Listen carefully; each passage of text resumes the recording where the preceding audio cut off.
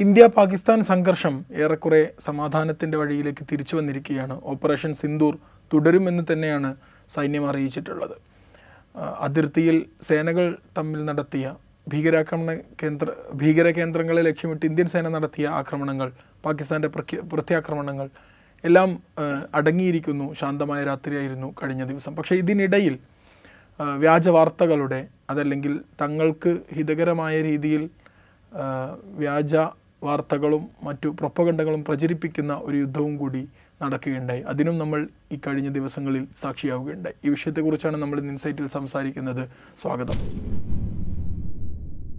അതിർത്തിയിൽ യുദ്ധം നടക്കുമ്പോൾ അതിനനുസരിച്ച് തങ്ങളുടെ പ്രൊപ്പഗണ്ട പ്രചരണത്തിന് വേണ്ടി വിവരണങ്ങളെയും വാർത്തകളെയും ഒക്കെ വളച്ചൊടിച്ച് പ്രചരിപ്പിക്കുന്ന ഒരു സന്ദർഭവും കൂടി യുദ്ധത്തിൻ്റെ വേളകളിൽ ഉണ്ടാവും എന്നൊക്കെ പറഞ്ഞു കേട്ടിട്ടുണ്ടെങ്കിലും നമ്മൾ നേരിട്ട് അനുഭവിക്കുന്നൊരു സാഹചര്യമാണ് കഴിഞ്ഞ ദിവസങ്ങളിൽ നമ്മൾ കണ്ടത്. നമ്മൾ പലസ്തീൻ ഇസ്രായേൽ വിഷയങ്ങളിലൊക്കെ സംസാരിക്കുന്ന സമയത്ത് അങ്ങനെ സംഭവിക്കാറുണ്ടെന്ന് നമ്മൾ കേട്ടിട്ടുണ്ട്. പക്ഷേ ഇതിപ്പോൾ നമ്മൾ നേരിട്ട് അനുഭവിച്ചിരിക്കുകയാണല്ലോ. മാധ്യമങ്ങളടക്കം ഈ ഒരു വ്യാജവാർത്താ പ്രചരണത്തിൽ പങ്കാളികളായ ഒരു കാഴ്ചയും നമ്മൾ കാണുകയുണ്ടായി. ഇതൊരു യുദ്ധത്തിൻ്റെ പൊതു സ്വഭാവമായിട്ട് രൂപപ്പെട്ടതായിരിക്കുമോ?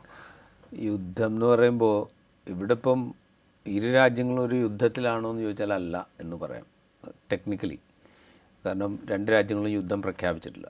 ഇന്ത്യ പഹൽഗാം ഭീകരാക്രമണത്തിന് ശേഷം ഒരു ഓപ്പറേഷനാണ് നടത്തിയത്. ഓപ്പറേഷൻ സിന്ദൂർ എന്ന് പേരിട്ട് പാകിസ്ഥാനിലെ ഭീകര കേന്ദ്രങ്ങൾ എന്ന് ഇന്ത്യൻ ഇൻ്റലിജൻസ് ഏജൻസികൾ ചൂണ്ടിക്കാണിച്ച പ്രദേശങ്ങൾ ലക്ഷ്യമിട്ടുള്ള ആക്രമണമാണ് ഇന്ത്യ നടത്തുന്നത്. അതിന് ഓപ്പറേഷൻ സിന്ദൂർ എന്ന് പേരിടുന്നു. അതിൽ പ്രകോപിതരായിട്ട് പാകിസ്ഥാൻ അതിന് മറുപടി നൽകാൻ തുനിഞ്ഞിറങ്ങുന്നു. അതിനെ ഇന്ത്യ തടയുന്നു. ഇതാണ് സിറ്റുവേഷൻ. അതിന് വാറെന്ന് നമുക്ക് പറയാൻ പറ്റില്ല. പക്ഷെ പാരലലി ഒരു വാർ അവിടെ പൊട്ടിപ്പുറപ്പെട്ടു. അത് പൊട്ടിപ്പുറപ്പെട്ടത് ഈ പറയുന്ന മിസ്ഇൻഫർമേഷൻ സ്പ്രെഡ് ചെയ്യുന്ന യുദ്ധമാണ്. സത്യം പറഞ്ഞാൽ ഇതിനേക്കാൾ വലിയ യുദ്ധമാണ് മിസ്ഇൻഫർമേഷൻ്റെ പുറത്ത്. ഈ ഓപ്പറേഷൻ സിന്ദൂർ നടക്കുന്നതോ ഒരുപക്ഷെ പഹൽഗാം മുതൽ അത് തുടങ്ങിയിട്ടുണ്ട്. പഹൽഗാമിലെ ഭീകരാക്രമണം മുതൽ തന്നെ തുടങ്ങിയിട്ടുണ്ട്. പഹൽഗാം ഭീകരാക്രമണം നടന്ന് അതെന്താണ് എന്ന് ലോകത്തിന് മനസ്സിലാവുന്നതിന് തൊട്ട് മുമ്പ് തന്നെ ഇവിടുത്തെ ഫാർ റൈറ്റ് ഹാൻഡിലുകൾ മുഴുവൻ ഇത് പാകിസ്ഥാനാണ് ഇതിന് പിന്നിൽ എന്ന പ്രൊപ്പഗാൻഡ ആരംഭിച്ചു കഴിഞ്ഞിരുന്നു. അതൊരു പക്ഷേ മുൻകാലങ്ങളിൽ പാകിസ്ഥാൻ്റെ പിന്തുണയോടുകൂടി ഇന്ത്യൻ മണ്ണിൽ നടന്ന ഭീകരാക്രമണങ്ങളുടെ ഒരു ചരിത്രം ഓർമ്മയുള്ളതുകൊണ്ടാവാം അങ്ങനെ ഒരു ഇത്. പക്ഷേ അപ്പോഴും അതൊരു മിസ്ഇൻഫർമേഷനായിട്ട് നമ്മൾ കാണണം. കാരണം നമ്മുടെ മുമ്പിൽ ഗവൺമെൻറ് ഇത് പറഞ്ഞിട്ടില്ല. നമ്മളോട് ഗവൺമെൻറ് ഇതാണ് സംഗതി എന്ന് പറയുന്നതിന് മുമ്പ് തന്നെ ഫാർ റൈറ്റ് ഹാൻഡിലുകളിൽ പ്രചരണം തുടങ്ങി. അപ്പോൾ അവിടെ മുതലൊരു മിസ്ഇൻഫർമേഷൻ ക്യാമ്പയിൻ തുടങ്ങി. ഓപ്പറേഷൻ സിന്ദൂർ നടന്ന് അതിൻ്റെ തൊട്ട് പുറകെ തന്നെ ഈ മിസ്ഇൻഫർമേഷൻ്റെ ഒരു വാറാണ് പിന്നെ നമ്മൾ നടക്കുന്നത്. ശരിക്കും വാർ അവിടെയാണ് നടന്നതെന്ന് വേണമെങ്കിൽ പറയാം.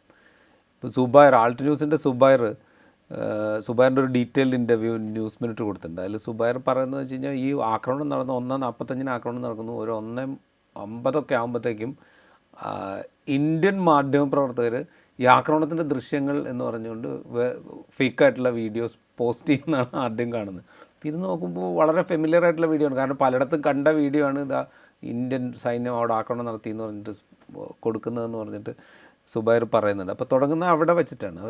രണ്ട് കൂട്ടരും അതിനകത്തുണ്ട്. പിന്നെ നടക്കുന്നത് ഒരു ഫ്ലഡാണ് പാകിസ്ഥാൻ്റെ ഭാഗത്തുനിന്ന്. കാരണം അവരാണല്ലോ റിസീവിങ് എൻഡിൽ നിൽക്കുന്നത്. സോ സ്വാഭാവികമായിട്ടും ഞങ്ങൾ റിസീവിങ് എൻഡിലല്ല എന്ന് സ്ഥാപിച്ചെടുക്കാൻ വേണ്ടിയിട്ടുള്ള യുദ്ധം അവർ തുടങ്ങുകയാണ്. എന്നിട്ട് സുബൈർ പറയുന്നുണ്ട് ഒരു പുലർച്ചെ വരെയുള്ള സമയത്തിനിടയിൽ 150 മുതൽ 170 വരെ വീഡിയോ ഇങ്ങനെ ഇത് ഫേക്കാണെന്ന് സ്ഥാപിച്ച് കാണിക്കേണ്ടി വന്നു എന്ന് പറയുന്നത്. അതോടൊപ്പം ഈ പല ഹാൻഡിലുകളും വ്യാജ ഹാൻഡിലുകൾ തന്നെയാണ്. അതായത് ഇന്ത്യൻ ആർമിയിലെ പഴയ ഉദ്യോഗസ്ഥരുടെ പേരൊക്കെ പറഞ്ഞിട്ട് ഉള്ള പ്രൊഫൈലുകൾ പലതും പാകിസ്ഥാനിൽ നിന്ന് ക്രിയേറ്റ് ചെയ്ത പ്രൊഫൈലുകളാണെന്നൊക്കെ സ്ഥാപിക്കേണ്ടി വന്നിട്ടുണ്ടെന്നൊക്കെ പറഞ്ഞു. അപ്പോൾ ഇതൊരു മൾട്ടി ലെയർ വാറാണ് സത്യം പറഞ്ഞു കഴിഞ്ഞാൽ ഈ മിസ്ഇൻഫർമേഷൻ കൊണ്ട് നടന്നത്. അതിന് പല കാരണങ്ങളുണ്ട്. ഒന്ന് ഈ ഒരു സൈക്കോളജിക്കൽ വാർ എന്ന് നമ്മൾ പറയുമല്ലോ. എതിരാളിയെ ദുർബലമാക്കാനോ ഭയപ്പെടുത്താനോ ഇവിടെ ഇതൊക്കെ നടന്നു എന്ന് സ്ഥാപിച്ചെടുക്കാൻ സോഷ്യൽ മീഡിയയും മറ്റ് സംഗതികളൊക്കെ ഉപയോഗിച്ചുകൊണ്ട് നടത്തുന്ന ഒരു മിസ്ഇൻഫർമേഷൻ ക്യാമ്പയിൻ. അതൊരു വിധത്തിൽ. മറ്റൊന്ന് എൻ്റെ സ്വന്തം ഹാൻഡിലിൽ ട്രാഫിക്ക് കൂട്ടുക എന്നുള്ള ഉദ്ദേശത്തോട് നടത്തുന്ന മെസ്സേജ് ആക്രമണത്തിൻ്റെ ആദ്യത്തെ ദൃശ്യമാണെന്നൊക്കെ പറഞ്ഞിട്ട് ഇത് കാണിക്കുക, ഫേക്കായിട്ടുള്ള വീഡിയോ കാണിക്കുക.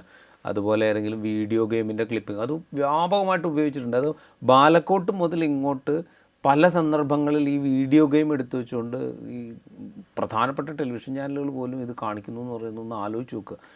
ഇത് നാളെ പൊളിയും എന്ന് സാമാന്യ ബുദ്ധിയാൽ ആലോചിച്ചറിയാവുന്നതേ ഉള്ളൂ. ഒന്ന് ഇപ്പോഴത്തെ പുതിയ ജനറേഷനിലെ കുട്ടികൾക്ക് ഇത് കണ്ടാൽ തന്നെ മനസ്സിലാവും ഇത് വീഡിയോ ഗെയിമാണോ അതോ അല്ലയോ എന്നുള്ളത്. അപ്പോൾ തന്നെ അത് പൊളിഞ്ഞു പോകും. എന്നിട്ട് പോലും നമ്മൾ ഈ ഫേക്കായിട്ടുള്ള സാധനം എടുത്ത് ഉപയോഗിക്കും. അപ്പോൾ അതെന്ന് വെച്ച് കഴിഞ്ഞാൽ ഒന്നില്ലെങ്കിൽ സ്വന്തം പേഴ്സണൽ അക്കൗണ്ടിൽ ട്രാഫിക് കൂട്ടുക, അല്ലെങ്കിൽ നമ്മൾ ജോലി ചെയ്തുകൊണ്ടിരിക്കുന്ന സ്ഥാപനത്തിൻ്റെ അക്കൗണ്ടിൽ ട്രാഫിക് കൂട്ടുക, നമ്മുടെ അല്ലെങ്കിൽ ടെലിവിഷൻ സ്ക്രീനിൻ്റെ വ്യൂവർഷിപ്പ് കൂട്ടുക, TRP കൂട്ടുക, ഇതിനൊക്കെ വേണ്ടിയിട്ട് ചെയ്യുന്ന സർക്കസുകളാണ് ഇത്. പക്ഷേ ഇതെല്ലാം ഒരു മിസ്ഇൻഫർമേഷനായിട്ടാണ് പൊതുവിൽ വരിക. ഇപ്പോൾ യുദ്ധത്തിൻ്റെ കാര്യം പറഞ്ഞല്ലോ, യുദ്ധം എന്ന് പറഞ്ഞു കഴിഞ്ഞാൽ ആർട്ടിലറി ഉപയോഗിച്ചുകൊണ്ടുള്ള യുദ്ധം പോലെ തന്നെ പ്രധാനമാണ് ഒരു പക്ഷേ ഈ മിസ്ഇൻഫർമേഷൻ ഉപയോഗിച്ചുകൊണ്ടുള്ള യുദ്ധവും. ഇത് ഇന്നും ഇന്നലെ ഉള്ളതല്ല. അപ്പോൾ നമ്മൾ മഹാഭാരതമാണല്ലോ ഏറ്റവും വലിയ ഇന്ത്യയുടെ ചരിത്രത്തിൽ, അല്ല ഇന്ത്യൻ ഇതിഹാസത്തിൽ, അല്ല ഇന്ത്യൻ ഐതിഹ്യങ്ങളിൽ ഏറ്റവും വലിയ യുദ്ധമായിട്ട് പറയപ്പെടുന്നത് മഹാഭാരതമാണ്. അപ്പോൾ അതിൽ തന്നെ ഈ മിസ്ഇൻഫർമേഷൻ വളരെ കൃത്യമായിട്ട് എങ്ങനെ ഉപയോഗിക്കുന്നതെന്ന് പറഞ്ഞു വെച്ചിട്ടുണ്ട്. കാരണം ദ്രോണരെ കൊല്ലാൻ ഉപയോഗിക്കുന്നത് മിസ്ഇൻഫർമേഷനാണ്. അശ്വത്ഥാമാവ് മരിച്ചു എന്നുള്ള വിവരം ഒരിക്കലും അസത്യം പറയില്ല എന്ന് വിചാരിക്കുന്ന ധർമ്മോത്തരരെ കൊണ്ട് പറയിക്കുകയാണ് ചെയ്യുന്നത്. തൊട്ട് പതുക്കെ ആനയാണ് എന്ന് പതുക്കെ പറയുകയും അശ്വത്ഥാമാവ് മരിച്ചു എന്ന് ഉറക്കെ പറയും. മിസ്ഇൻഫർമേഷനാണ് സ്പ്രെഡ് ചെയ്യുന്നത്. അത് സ്പ്രെഡ് ചെയ്ത് കഴിയുമ്പോഴത്തേക്കും അദ്ദേഹം ആയുധം താഴെ വയ്ക്കുന്നു, അദ്ദേഹത്തെ വധിക്കുന്നു. ഇത് ആ പണി അത് കാലങ്ങളായിട്ട് അവിടെ ഉണ്ട്. നമ്മൾ ഈ ഐതിഹ്യങ്ങളിലും ഈ തരം പുരാണങ്ങളിലെ യുദ്ധമുഖങ്ങളും ഒക്കെ നമ്മൾ ഇത് നോക്കിക്കഴിഞ്ഞ് കഴിഞ്ഞാൽ ഈ മിസ്ഇൻഫർമേഷനോ അല്ലെങ്കിൽ ചതിയോ ഒക്കെ ധാരാളമായിട്ട് കാണാം. അതിൻ്റെ പുത്തൻ രൂപങ്ങൾ ഇപ്പോൾ ഉപയോഗിക്കുന്നു എന്നുള്ളതേ ഉള്ളൂ. അത് രാജ്യങ്ങൾ ഡെലിബറേറ്റ് ചെയ്ത് ഉപയോഗിക്കുന്നതുകൊണ്ട് അല്ലാതെ ഉപയോഗിക്കുന്നുണ്ട്. എന്താ സംഭവം എന്ന് വെച്ച് കഴിഞ്ഞാൽ ഇതിൻ്റെ രണ്ടിനും ഒരേ എഫക്റ്റാണ് മിക്കവാറും ഉണ്ടാവുക. അത് വെറുപ്പ് ഉൽപ്പാദിപ്പിക്കുകയും വിദ്വേഷം വളർത്തുകയും എന്താണോ ഇത്തരം ശ്രമങ്ങൾക്ക് മുന്നിട്ടിറങ്ങുന്ന ആളുകളുടെ മനസ്സിലുള്ള ലക്ഷ്യം അത് മിക്കവാറും ഈ വെറുപ്പ് ഉൽപ്പാദിപ്പിക്കുകയും വിദ്വേഷം വളർത്തുകയും അതുവഴി വർഗീയമായ ഡിവിഷൻ ഉണ്ടാക്കുകയും, ഇന്ത്യ പാകിസ്ഥാൻ സിറ്റുവേഷൻ നോക്കി കഴിഞ്ഞാൽ അത് തന്നെയാണ്. ആ ലക്ഷ്യത്തെ സഹായിക്കുകയാണ് ചെയ്യുക. അത് ചിലപ്പോൾ അറിഞ്ഞ് ചെയ്യുന്ന മിസ്ഇൻഫർമേഷൻ ആണെങ്കിലും, ഈ നേരത്തെ പറഞ്ഞ പോലെ TRP കൂട്ടാൻ വേണ്ടി നടത്തുന്ന മിസ്ഇൻഫർമേഷൻ ക്യാമ്പയിൻ ആണെങ്കിലും ഒക്കെ ഫലത്തിൽ എന്താണോ ഈ മിസ്ഇൻഫർമേഷൻ ക്യാമ്പയിൻ നടത്തുന്ന ആളുകൾ ഉദ്ദേശിക്കുന്നത് അതിനെ സഹായിക്കുകയാണ് ഫലത്തിൽ ചെയ്യുക. ഇവിടെയും അത് തന്നെയാണ് സംഭവിച്ചുകൊണ്ടിരിക്കുന്നത്. ഈ പ്രത്യേകിച്ച് മലയാള മാധ്യമങ്ങളിലടക്കം നമ്മൾ സാധാരണ ദേശീയ മാധ്യമങ്ങളിൽ പലതും ഗോഡി മീഡിയയുടെ അവതാരകരൊക്കെ കാണിക്കുന്ന പല കോപ്രായങ്ങളെക്കുറിച്ച് നമ്മൾ ചർച്ച ചെയ്യാറുണ്ട്. പക്ഷേ ഈ ഒരു കാലഘട്ടം, ഈ ഒരു കുറഞ്ഞ ദിവസങ്ങളിൽ വാർ ഡെസ്ക് രൂപീകരിക്കുന്നു, പുലർച്ചെയടക്കം വിശ്രമമില്ലാതെ പണിയെടുക്കുന്നു, എന്നിട്ടും എല്ലാ വിമാനത്താവളങ്ങളും അടച്ചു എന്നതടക്കം ബ്രേക്കിംഗ് കൊടുക്കുന്നു. ഇതൊക്കെ നമ്മുടെ മലയാള മാധ്യമങ്ങളിൽ തന്നെ പല ചാനലുകളിലും നമ്മൾ നേരിട്ട് കാണുകയുണ്ടായി. അതിനിടയ്ക്ക് കറാച്ചി പോർട്ട് ആക്രമിച്ചു എന്നതടക്കമുള്ള ഫുള്ളി ഫ്ലെഡ്ജ്ഡ് വാറിലേക്ക് പോയി എന്ന രൂപത്തിൽ ആളുകളെ പാനിക്കാക്കുന്ന രൂപത്തിലുള്ള വാർത്തകൾ നമ്മൾ കാണുകയാണ്. അതിനിടയ്ക്ക് കറാച്ചി പോർട്ടിൻ്റെ തന്നെ ഔദ്യോഗിക ട്വിറ്റർ ഹാൻഡിലിൽ നിന്ന് ഞങ്ങൾക്ക് ഡാമേജ് സംഭവിച്ചിട്ടുണ്ട് എന്ന് പറഞ്ഞൊരു ട്വീറ്റ് വരുന്നു. പിന്നീട് അത് അവർ തിരുത്തുന്നു, ഞങ്ങളുടെ അക്കൗണ്ട് ഹാക്ക് ചെയ്യപ്പെട്ടതാണ്.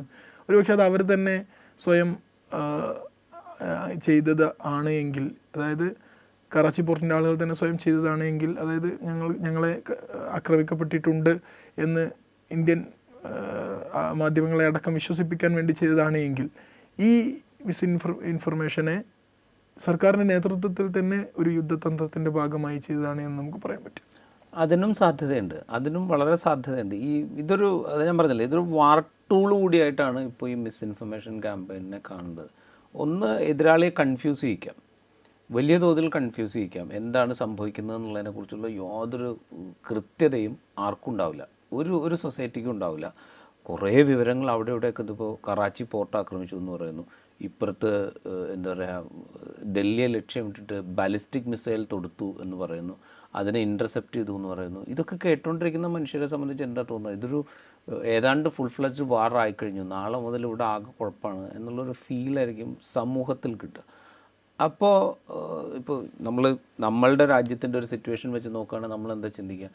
ഇത് മുഴുവൻ ക്രിയേറ്റ് ചെയ്ത് പഹൽഗാമിൽ ഭീകരാക്രമണം നടത്തുക വഴി പാകിസ്ഥാനാണ് എന്നുള്ളൊരു നറേറ്റീവ് ബിൽഡപ്പ് ചെയ്ത് കൊണ്ട്, അപ്പോൾ നമ്മൾ എന്താ ചെയ്യുക? ആ രാജ്യത്തെ എങ്ങനെയെങ്കിലും ഇല്ലാതാക്കാൻ പാകത്തിൽ എന്തൊക്കെ ചെയ്യാമോ അതൊക്കെ ചെയ്തോട്ടെ എന്നുള്ളൊരു മാനസികാവസ്ഥയിലേക്ക് വരും. അതുകൊണ്ടാണ് നമ്മൾ ഈ ഓപ്പറേഷൻ സിന്ദൂർ ആരംഭിച്ചതിൻ്റെ തൊട്ട് പുറകെ, ഒരു പക്ഷേ അതിന് മുമ്പേ തന്നെ പഹൽഗാം ഭീകരാക്രമണം നടന്നതിൻ്റെ തൊട്ട് പുറകെ ഇതിൻ്റെ ഉത്തരവാദികളായിട്ടുള്ള ഇന്ത്യക്കകത്ത് കിടന്ന് ഈ ആക്രമണം നടത്തിയവരെ പിടികിട്ടാതിരിക്കുകയും അത് പിടിയിട്ടാണുള്ളത് പൂർണ്ണമായിട്ട് എസ്റ്റാബ്ലിഷ് ചെയ്യാൻ പറ്റുക. അത് നമുക്ക് കഴിയാതിരിക്കുകയും ചെയ്യുമ്പോൾ പോലും ഇതിന് തിരിച്ചടി കൊടുക്കണം എന്ന് പറയുന്നൊരു ക്യാമ്പയിൻ വലിയ തോതിൽ ഉയർന്നു. പ്രതിപക്ഷ പാർട്ടികൾ പോലും എന്തുകൊണ്ടാണ് തിരിച്ചടിക്കാൻ വൈകുന്നതെന്ന് ചോദിക്കുന്ന കാഴ്ച നമ്മൾ കണ്ടു. അപ്പോൾ ഇതിൻ്റെ ഒരു വല്ലാത്ത തുടർച്ചയാണ് പിന്നീട് കാണുന്നത്. അപ്പോൾ ഈ ഒരവസ്ഥയിലേക്ക് നമ്മളെ എത്തിക്കാൻ ഈ പറയുന്നൊരു ക്യാമ്പയിന് സാധിക്കും, വലിയ തോതിൽ സാധിക്കും. സാധാരണ നിലയ്ക്ക് ഈ മലയാള മാധ്യമങ്ങൾ ഈ ഇത്തരം ഒരു ഹിസ്റ്റീരിയ ഉണ്ടാക്കുന്നതിൽ നിന്ന് പൊതുവിൽ പിന്മാറി നിൽക്കാറാണ് പതിവ്. പക്ഷേ ഇത്തവണ അത് ഭയങ്കരമായിട്ട് ഫോർ ഫ്രണ്ടിലേക്ക് വന്നു. ആ ഹിസ്റ്റീരിയ ജനിപ്പിക്കാൻ വലിയ തോതിൽ ശ്രമിക്കുന്ന കാഴ്ച നമ്മൾ കണ്ടു. ഓരോ മിനിറ്റിലും എന്തൊക്കെയോ സംഭവിച്ചുകൊണ്ടിരിക്കുകയാണെന്ന് സ്ഥാപിക്കാൻ ശ്രമിക്കുകയാണ്. നമുക്ക് ഇൻഫർമേഷൻ ഉണ്ടെങ്കിൽ കൊടുത്താൽ മതിയല്ലോ. ഇപ്പോൾ ഓക്കെ, ഇന്നിപ്പോൾ സൈന്യത്തിൻ്റെ 3 സേനാവിഭാഗത്തിൻ്റെയും DGMO ചേർന്നിട്ട് വാർത്താസമ്മേളനം നടത്തിയിട്ട് അവർ പാകിസ്ഥാനിലെ ഇന്ന നഗരങ്ങളിൽ ഞങ്ങൾ ലക്ഷ്യമിട്ടിട്ടുണ്ട്. ആദ്യം ഭീകര കേന്ദ്രങ്ങളാണ് ലക്ഷ്യമിട്ടത്. ആ ഓപ്പറേഷൻസിൻ്റെ തുടർച്ചയായിട്ട് പാക് സൈന്യം ഇന്ത്യക്കെതിരെ തിരിഞ്ഞപ്പോൾ നമുക്ക് തിരിച്ചടിക്കേണ്ടി വന്നു. അതിൻ്റെ ഭാഗമായിട്ട് ഇന്ന നഗരങ്ങൾ, ഇസ്ലാമാബാദ്, കറാച്ചി, അതുപോലെ അങ്ങനെ പല നഗരങ്ങളും, ലാഹോർ, അങ്ങനെയുള്ള പല നഗരങ്ങളും ലക്ഷ്യമിട്ടിട്ടുണ്ട്. അവിടെയൊക്കെ മിലിറ്ററി ബേസുകളോ അല്ലെങ്കിൽ എയർ ബേസുകളോ ആണ് ലക്ഷ്യമിട്ടത് എന്നൊക്കെ വിശദീകരിച്ചിട്ടുണ്ട്. ഇതൊക്കെ നടക്കുന്നതിന് എത്രയോ മുമ്പാണ് കറാച്ചി തുറമുഖം ആക്രമിച്ചു എന്ന് നമ്മൾ വാർത്ത കൊടുക്കുന്നത്. നമുക്കറിയില്ല, നമുക്ക് യാതൊരു ഇൻഫർമേഷനും ഇല്ല. എവിടുന്നോ കിട്ടിയൊരു വിവരം അത് നമ്മൾ കൊടുക്കും. ഇതേ സംഗതി തന്നെയാണ് പാകിസ്ഥാൻ്റെ ബാലിസ്റ്റിക് മിസൈൽ ഡൽഹിയെ ലക്ഷ്യമിട്ടു എന്ന് പറയുന്ന വാർത്ത വരുമ്പോഴും സംഭവിക്കുന്നത്. ഇതുവരെ ഇന്ത്യൻ ആർമിയുടെ ഒരു ഉദ്യോഗസ്ഥനും വാർത്താ സമ്മേളനത്തിൽ അങ്ങനെ ഒരു ബാലിസ്റ്റിക് മിസൈൽ പാകിസ്ഥാൻ ഉപയോഗിച്ചതായിട്ട് പറഞ്ഞിട്ടില്ല. ആകെ ചൈനീസ് നിർമ്മിത ഒരു മിസൈൽ ഉപയോഗിച്ച കാര്യം മാത്രമാണ് ഇന്ന് വാർത്താ സമ്മേളനത്തിൽ അവർ പറയുന്നത്. അപ്പം നമുക്ക് അറിയില്ലാത്തൊരു കാര്യം, നമുക്ക് ഒരു രൂപമില്ലാത്തൊരു കാര്യം നമ്മളെങ്ങനെ കൊടുക്കുക? അപ്പോൾ പിന്നെ അത് മിസ്ഇൻഫർമേഷനാണ്. ഇതേ പണി വളരെ സംഘടിതമായിട്ട് പാകിസ്ഥാൻ അപ്പുറത്ത് ചെയ്തിട്ടുണ്ട്. ഇന്ത്യയുടെ എന്താ പറയുക, പല എയർബേസുകളും തകർത്തു എന്ന് പറഞ്ഞിട്ട് പലതരത്തിലുള്ള വീഡിയോസ് സ്പ്രെഡ് ചെയ്യുക. അപ്പോൾ ഇത് ഇന്ത്യൻ PIB തന്നെ ഒരു ഫാക്ട് ചെക്കിംഗ് യൂണിറ്റ് തുടങ്ങിയിട്ട് ഇതൊന്നും നടന്നിട്ടില്ല എന്ന് സ്ഥാപിക്കേണ്ടി വന്നു. എന്താ പറയുക, ഇത്തരം ഒരു സൈനിക നടപടിക്കിടെ ഈ പ്രചരണങ്ങളൊക്കെ സ്വാഭാവികമായി സംഭവിക്കുന്ന കാര്യങ്ങൾ തന്നെയാണ്. അതിൻ്റെ പൂർണ്ണ വിവരം ഒരു കാരണവശാലും ഒരു രാജ്യത്തിൻ്റെയും പൗരന്മാരുടെ മുമ്പിലേക്ക് എത്താനും പോകുന്നില്ല. അത് ഒരു കാലത്തും എത്താൻ പോകുന്നില്ല. അത്രയൊന്നും ട്രാൻസ്പെറൻ്റ് ആവാൻ സാധിക്കില്ല. പക്ഷേ കുറേയൊക്കെ ട്രാൻസ്പെറൻസി കീപ്പ് ചെയ്യാൻ സാധിക്കും ഇന്ത്യൻ മിലിറ്ററിക്കും ഇന്ത്യൻ സംവിധാനത്തിനും എന്നാണ് ഈ കഴിഞ്ഞ ദിവസത്തെ വാർത്താ സമ്മേളനങ്ങൾ മുഴുവൻ നമുക്ക് കാണിച്ചത്. പക്ഷെ അതുവരെ കാക്കാൻ നമുക്ക് താല്പര്യമില്ല. നമ്മൾ അവരെക്കാൾ കൂടുതൽ, അതായത് ഈ മിസ്ഇൻഫർമേഷൻ്റെ ഗുണം ഉണ്ടാകണം എന്ന് ആഗ്രഹിക്കുന്നവരെക്കാൾ കൂടുതൽ ആവേശത്തോടുകൂടി ആ മിസ്ഇൻഫർമേഷൻ്റെ ഇതൊന്ന് ആലോചിച്ച് നോക്കുക. ഇന്ത്യൻ ക്യാപിറ്റൽ ലക്ഷ്യമിട്ടുകൊണ്ട് ഒരു ബാലിസ്റ്റിക് മിസൈൽ തൊടുത്തു എന്ന വിവരം സ്പ്രെഡ് ചെയ്യാൻ ശ്രമിക്കുന്ന ആൾക്ക് എന്ത് ലക്ഷ്യമായിരിക്കും ഉണ്ടാവുക, എന്ത് പൊളിറ്റിക്കൽ മോട്ടീവായിരിക്കും ഉണ്ടാവുക, എന്ത് ആൻറ്റി സോഷ്യൽ മോട്ടീവാണ് ഉണ്ടാവുക എന്ന് നമുക്കറിയാമല്ലോ. അപ്പോൾ ഇതങ്ങ് ഏറ്റെടുക്കുകയാണ് നമ്മുടെ മീഡിയ ചെയ്യുന്നത്. അതുകൊണ്ടുണ്ടാകുന്ന ഫലം എന്താണെന്ന് നമ്മൾ ആലോചിച്ചാൽ മനസ്സിലാക്കാവുന്നതേ ഉള്ളൂ. അപ്പോൾ ഈ പണിയാണ്, ഇതാണ് നമ്മുടെ പ്രശ്നം. നമ്മൾ ഒരിക്കലും, പ്രത്യേകിച്ച് ഇത്തരം സന്ദർഭങ്ങളിൽ, നമ്മൾ ഏതെങ്കിലും ഒരു ചെറിയ കാര്യങ്ങൾക്ക് വേണ്ടിയിട്ടല്ല. ഇപ്പം രാജ്യത്തെ ഏറ്റവും എന്താ പറയുക, ഗൗരവപ്പെട്ട വംശഹത്യാ ശ്രമങ്ങളൊക്കെ എടുത്തു കഴിഞ്ഞാൽ അവിടെയൊക്കെ മീഡിയ വഹിച്ച പങ്കെന്താണെന്ന് നമ്മൾ ആലോചിച്ചാൽ മതി. എങ്ങനെയാണ് തെറ്റിദ്ധരിപ്പിക്കുന്ന അല്ലെങ്കിൽ തീർത്തും നുണയായ വിവരങ്ങൾ എഴുതി വിട്ടുകൊണ്ട് ഇതിനെ വലിയ തോതിൽ ഊതി വീർപ്പിച്ചത് എങ്ങനെയാണെന്ന് നമ്മൾ പലവട്ടം കണ്ടിട്ടുണ്ട്. ഒരു വാർലൈക്ക് സിറ്റുവേഷനിൽ ഇത്തരം മിസ്ഇൻഫർമേഷൻ എന്ന് പറഞ്ഞാൽ അത് കൂടുതൽ അപകടകരമായ സാധ്യതയാണ് തുറന്നിടുക.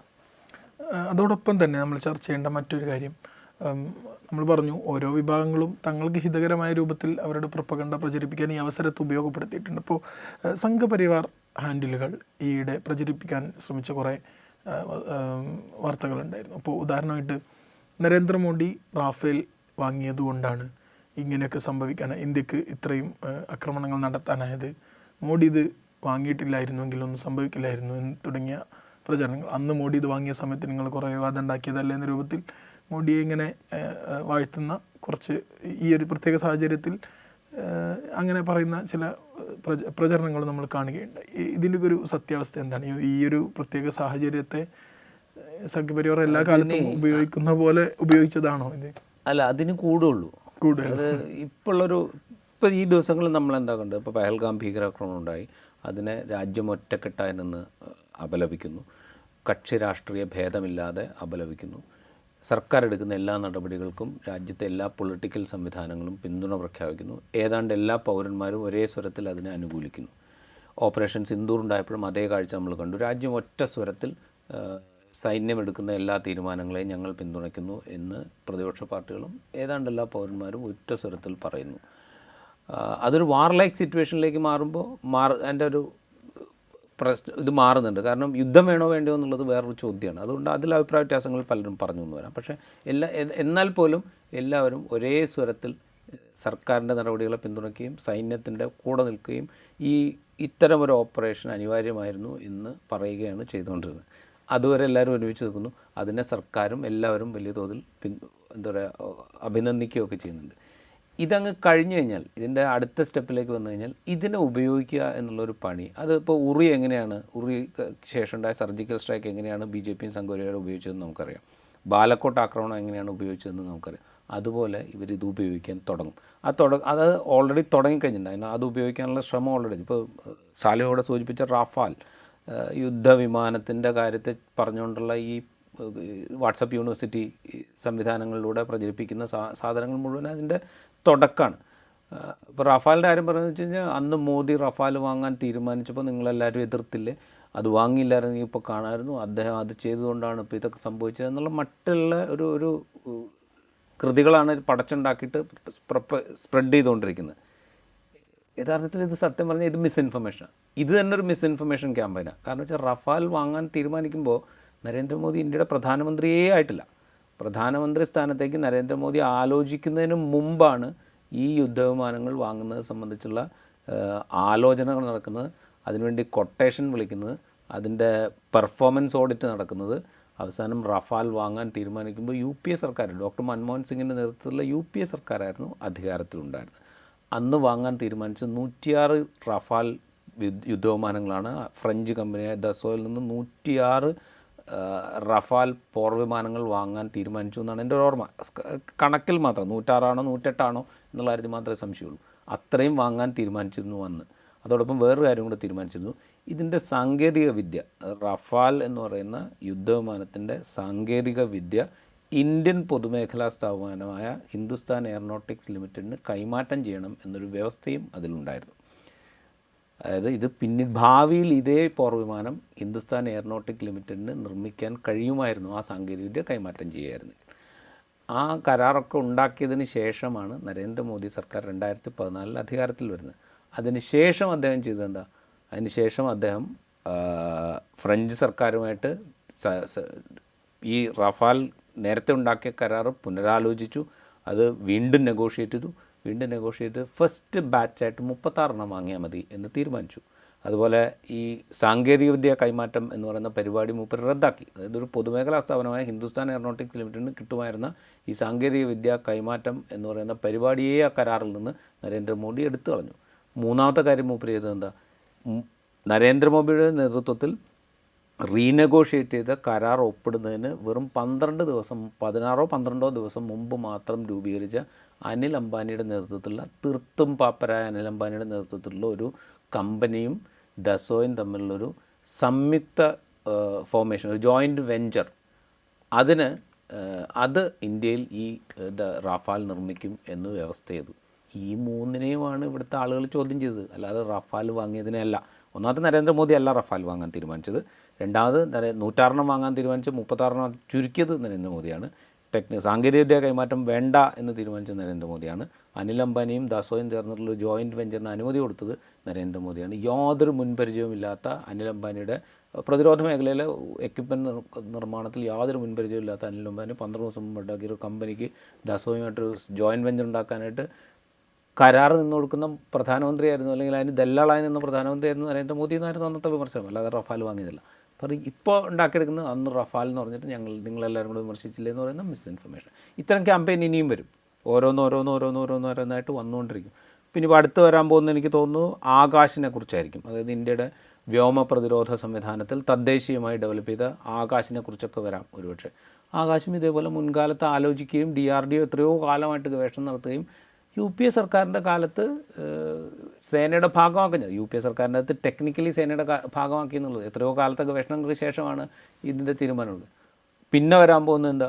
ഇപ്പോൾ റഷ്യയിൽ നിന്ന് വാങ്ങിയ S-400 ഈ വ്യോമ പ്രതിരോധ സംവിധാനം അത് വാങ്ങിയത് നരേന്ദ്രമോദിയുടെ കാലത്താണ്, അത് അദ്ദേഹത്തിൻ്റെ ദീർഘവീക്ഷണമാണ് എന്നൊക്കെ പറഞ്ഞിട്ടുള്ള ക്യാമ്പയിൻ അടുത്തത് വരും.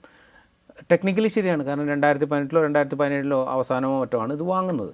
അത് അന്ന് നരേന്ദ്രമോദി തന്നെയാണ് പ്രധാനമന്ത്രി, അതുകൊണ്ട് ടെക്നിക്കലി കറക്റ്റാണ്. പക്ഷേ ഇത് വാങ്ങണമെങ്കിൽ ഒരു ദിവസം രാവിലെ കുളിച്ച് കഴിഞ്ഞിട്ട് വന്നിട്ട് എന്നാൽ പിന്നെ നമ്മൾ പെട്ടിക്കടയിൽ പോയിട്ട് വാങ്ങുന്ന മാതിരി 2 കപ്പലിന് മുട്ടായി വാങ്ങിക്കാമെന്ന് പറഞ്ഞവർ വാങ്ങുന്ന സാധനമല്ലോ.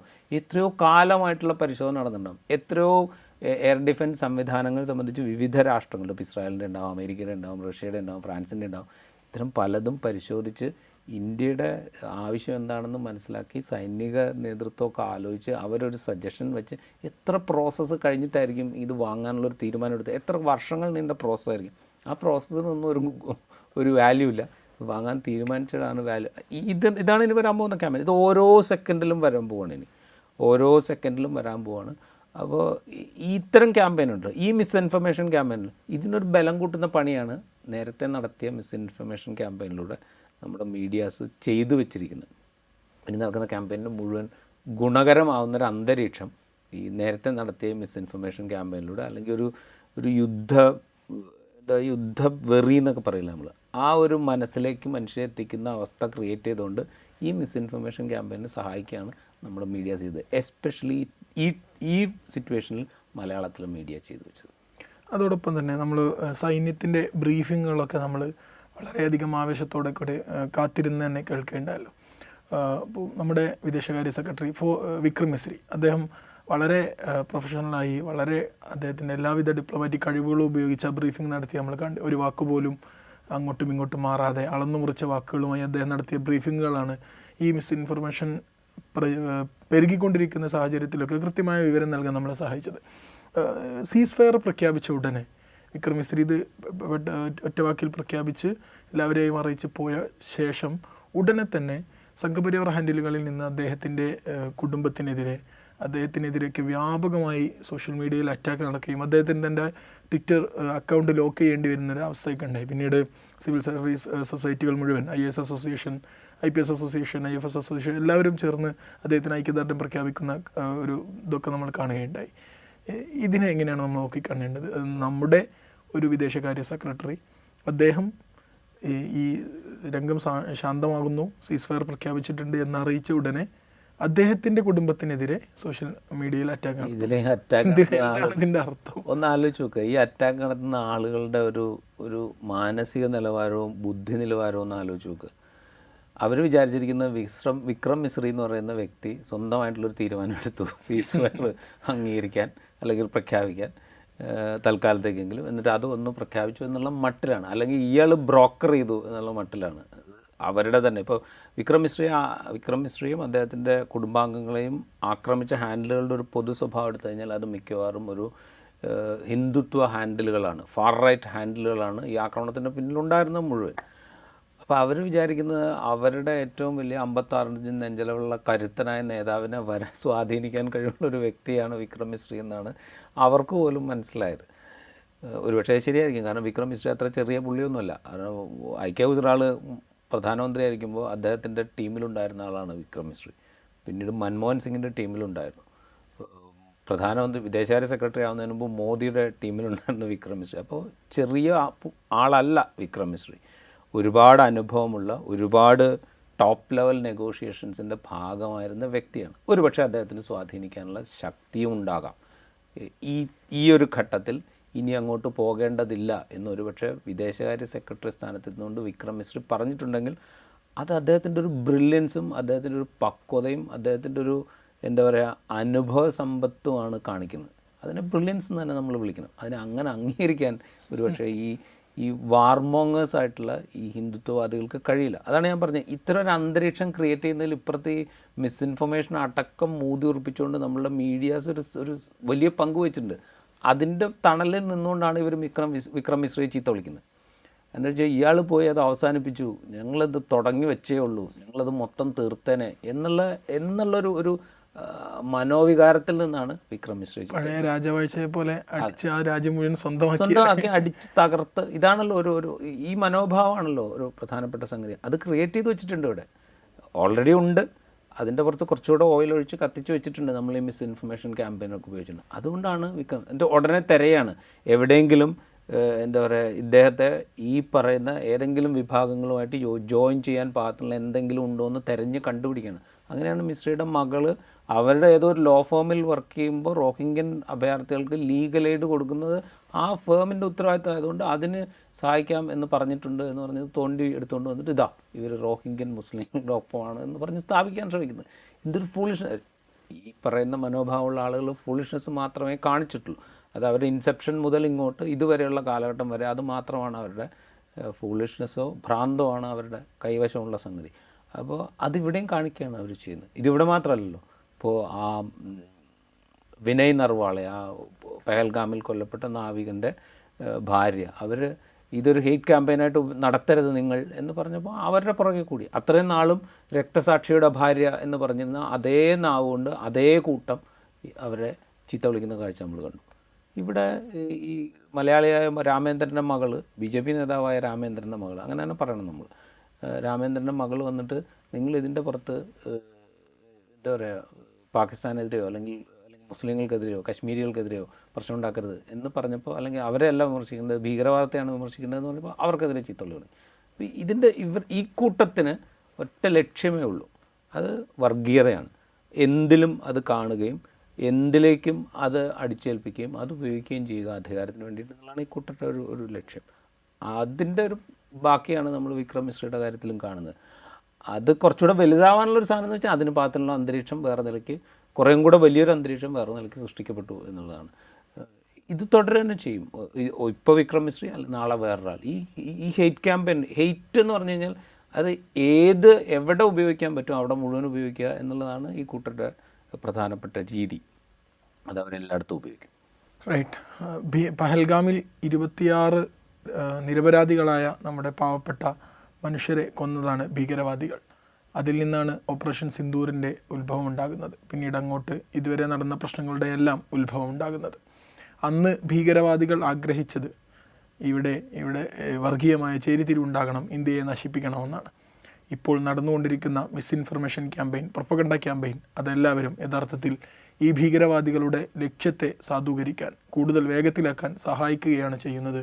അതിനാണ് ഒരുപക്ഷെ നമ്മൾ നിന്നു കൊടുക്കുന്നത്. അതുകൊണ്ട് തന്നെ ജാഗ്രതായി യഥാർത്ഥ വാർത്തകൾ മാത്രം, യഥാർത്ഥ ഇൻഫർമേഷൻ മാത്രം, ഔദ്യോഗിക ഉറവിടങ്ങളിൽ നിന്നുള്ള വാർത്തകൾ മാത്രം കൺസ്യൂം ചെയ്യാൻ നമ്മളെല്ലാവരും ശ്രദ്ധിക്കേണ്ടതുണ്ട്. ഇൻസൈറ്റ് ഇവിടെ പൂർണ്ണമാകുന്നു. മറ്റൊരു എപ്പിസോഡുമായി വീണ്ടും കാണാം.